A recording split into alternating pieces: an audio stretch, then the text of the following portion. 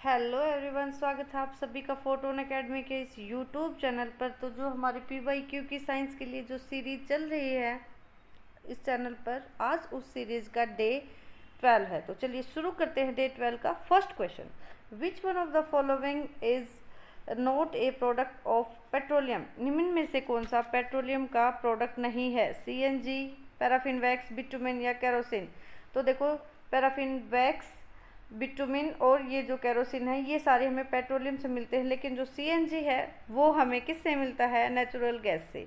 तो natural gas से हमें CNG मिलता है, तो A is the correct answer. Red data book contain a record of, किसका रिकॉर्ड रखती है रेड डेटा बुक?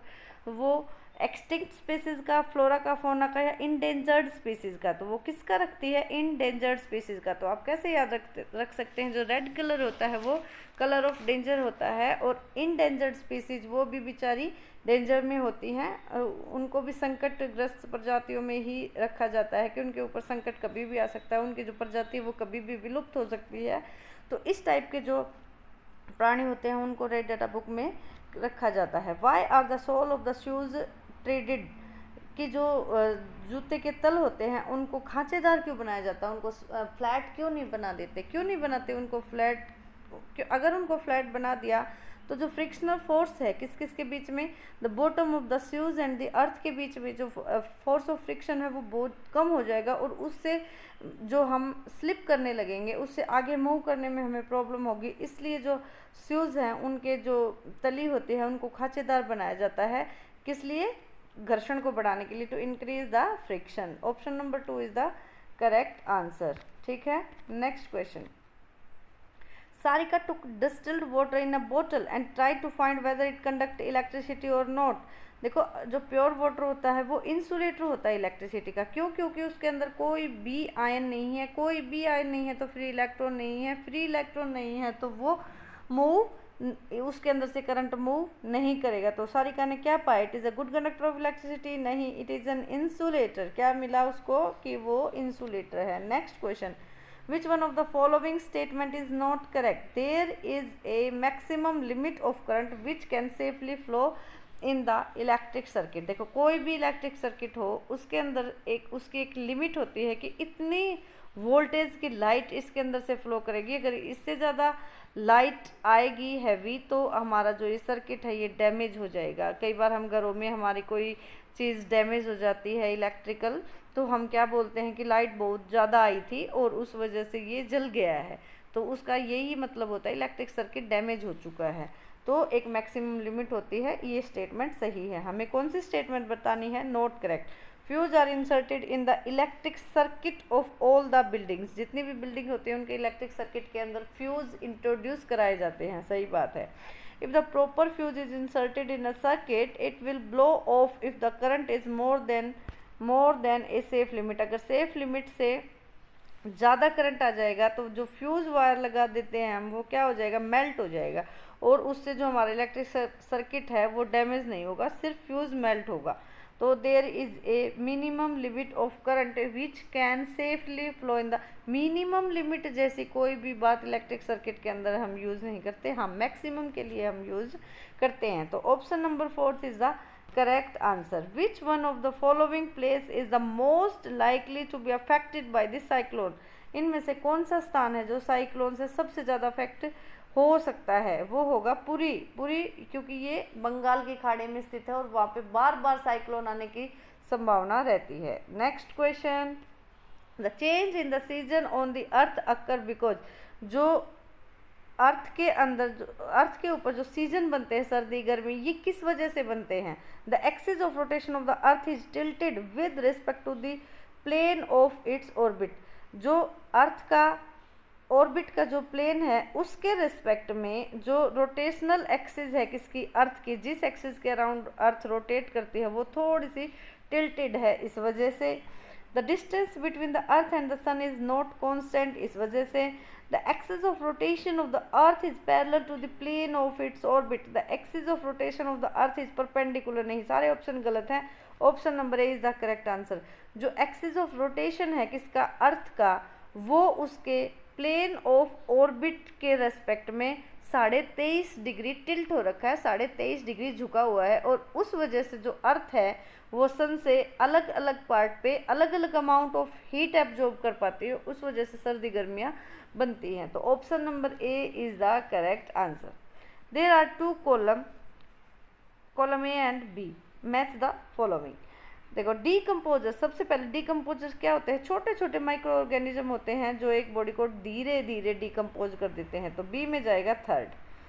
ह्यूमस क्या होता है, dead plant and animal tissue, C में जाएगा सेकंड, बी में जाएगा थर्ड, सी में जाएगा फर्स्ट। तो option number 3 is the correct answer. Next question, why is formative assessment is important in science. Science के अंदर जो फॉर्मेटिव असेसमेंट होती है वो क्यों इम्पोर्टेंट होती है? It help in developing scientific temper in students. ये स्टूडेंट्स के अंदर साइंटिफिक दृष्टिकोण विकसित करते हैं? नहीं। It is diagnostic, it help in better understanding of science, it is easy to conduct. ये संचालित करना आसान है? नहीं।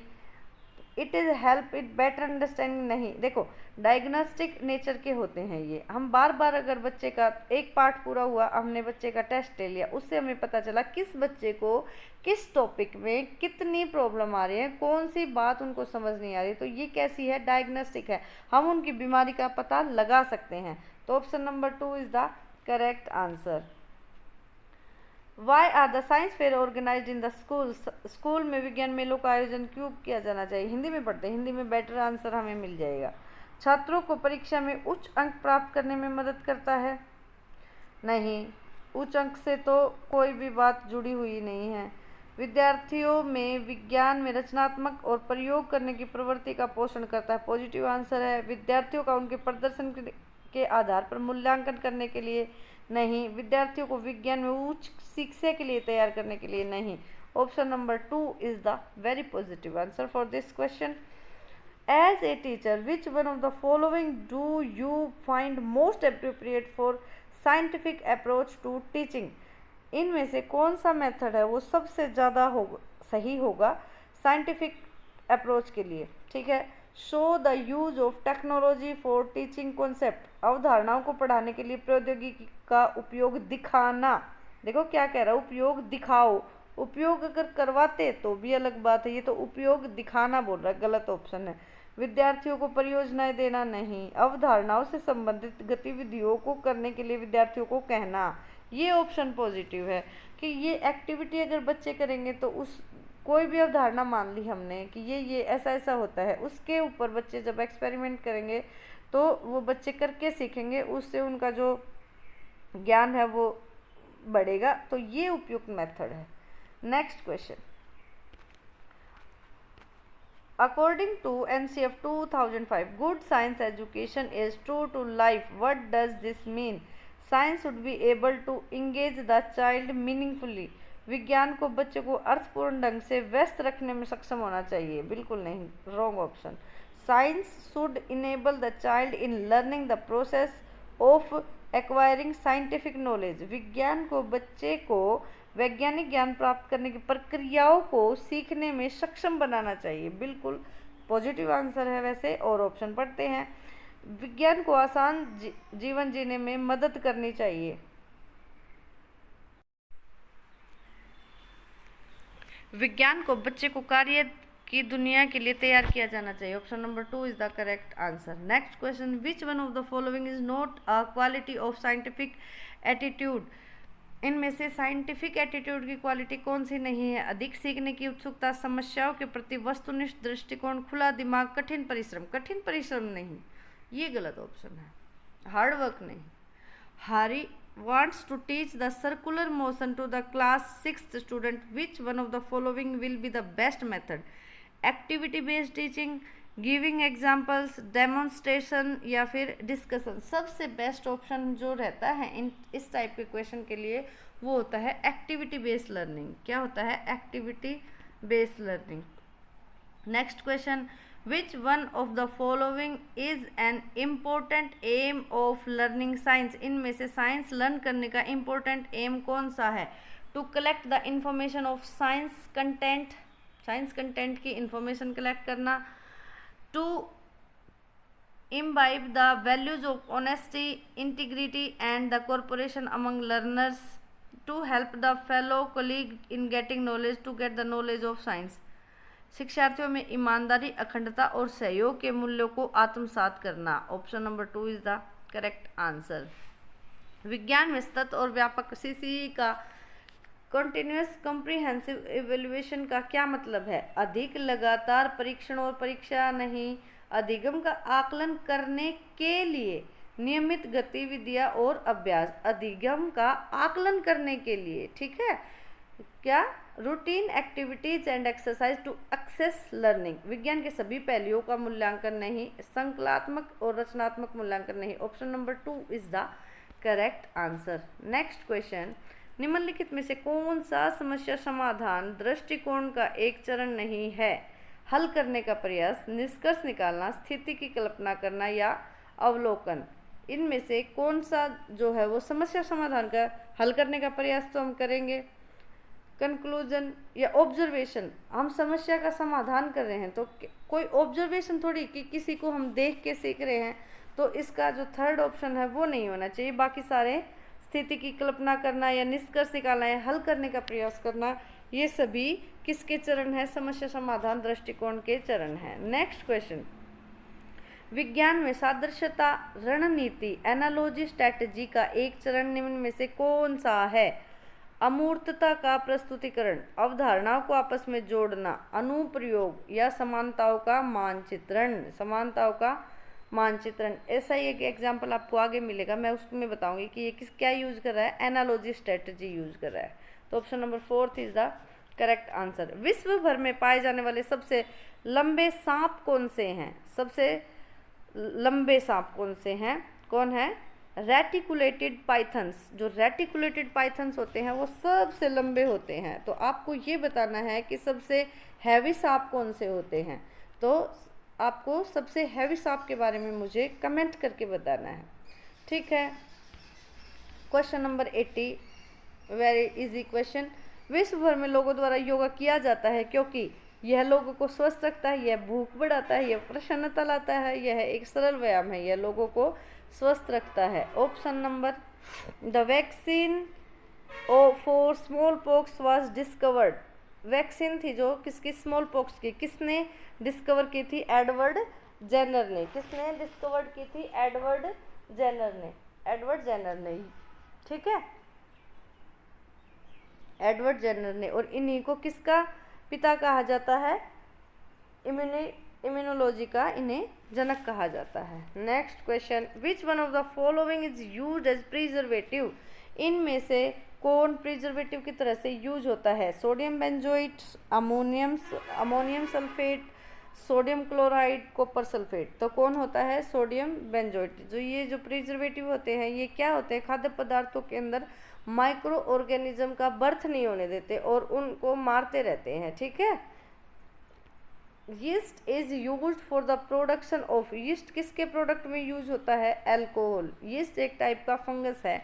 कई बार हमें ये गलतफहमी हो जाती है कि जो यीस्ट है वो एक बैक्टीरिया, नहीं, यीस्ट एक फंगस है। माइटोकॉन्ड्रिया, एटीपी, राइबोसोम क्या बनाएगा? देखो, अगर माइटोकॉन्ड्रिया एटीपी बना रहा है तो राइबोसोम क्या बनाएगा? ये किस टाइप का है? एनालॉजी है ये क्या है? एनालॉजी। तो जो राइबोसोम है वो क्या बनाता है? प्रोटीन। राइबोसोम को हम क्या बोलते हैं? Protein factory of the cell. और माइटोकॉन्ड्रिया को क्या बोलते हैं हम? Power house of the cell, ठीक है। नेक्स्ट क्वेश्चन, यदि किसी पेंडुलम की जो फ्रीक्वेंसी है वो 2 हर्ट्ज है, how many oscillation will it complete in 16 second. देखो, 2 हर्ट्ज है यानी कि 1 सेकंड में वो कितनी बार वाइब्रेट कर रहा है? 2 बार। तो 16 सेकंड में वो कितनी बार वाइब्रेट करेगा? 32 टाइम्स। तो 16 सेकंड में वो कितने ऑसिलेशंस कंप्लीट करेगा? 32। जब 1 सेकंड में 2 कर रहा है, फ्रीक्वेंसी का मतलब यही तो होता है कि एक चीज़ में कितने नंबर ऑफ वाइब्रेशन या कितने नंबर ऑफ ऑसिलेशन कंप्लीट कर रहा है, ठीक है, वो होगी 2। तो 16 मिनट के अंदर कितने करेगा? 32।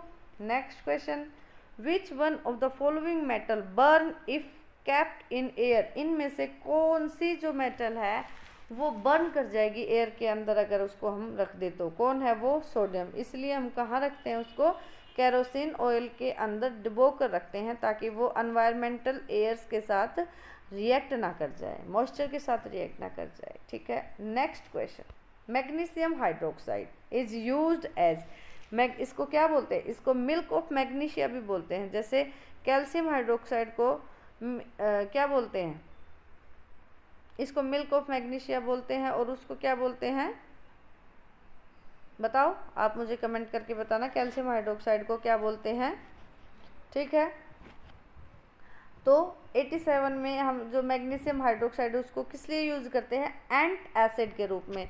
जब देखो जो हमारे स्टमक के अंदर जब HCl की अमाउंट बहुत ज़्यादा रिलीज हो जाती है तो हमें क्या होता है? एसिडिटी की प्रॉब्लम हो जाती है। तो उस एसिडिटी को कंट्रोल करने के लिए हम कुछ बेसिक लेते हैं। यहाँ पे हम मैग्नीशियम हाइड्रोक्साइड का यूज़ करते हैं। तो जो क्या करता है, वो जो एक्सेस अमाउंट ऑफ HCl है उसके साथ ये रिएक्ट करके उसको न्यूट्रलाइज कर देगी और एसिडिटी ख़त्म हो जाती है और हम ठीक हो जाते हैं। तो किस लिए यूज़ करते हैं इसको? एज एन एंट एसिड हम इसको यूज़ करते हैं।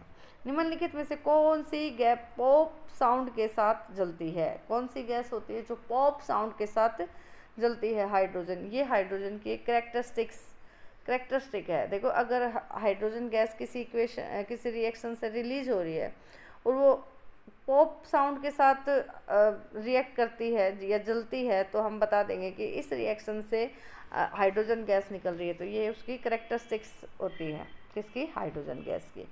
निम्नलिखित में से कौन सा नॉन कॉन्टैक्ट फोर्स है? ये क्वेश्चन बहुत ज़्यादा इंपॉर्टेंट है। हर पेपर में, सीटेट के हर पेपर में इस टाइप का एक क्वेश्चन जरूर से भी जरूर पूछा जा रहा है। 99% इसमें से एक क्वेश्चन आने की संभावना है। देखो, तो जो गुरुत्वाकर्षण बल है यानी कि ग्रेविटेशनल फोर्स है या मैग्नेटिक फोर्स है, ये दोनों कैसे फोर्स हैं?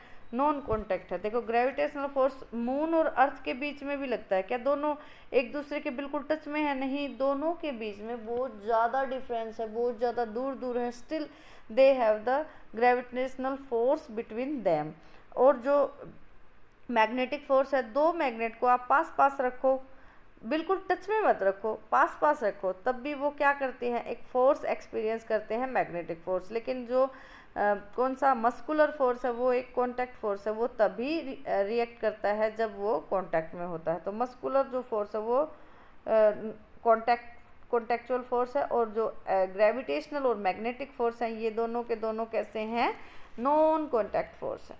ठीक है, जो डायबिटीज़ है वो किस हार्मोन द्वारा कंट्रोल होता है? बताइए। एड्रेलिन, इंसुलिन, थाइमोसिन या थायरोक्सिन, किसके द्वारा होता है? इंसुलिन। जो इंसुलिन हार्मोन होता है वो ब्लड के अंदर जो शुगर की अमाउंट होती है उसको कंट्रोल करता है। तो ये थे आज के साइंस के 30 क्वेश्चन।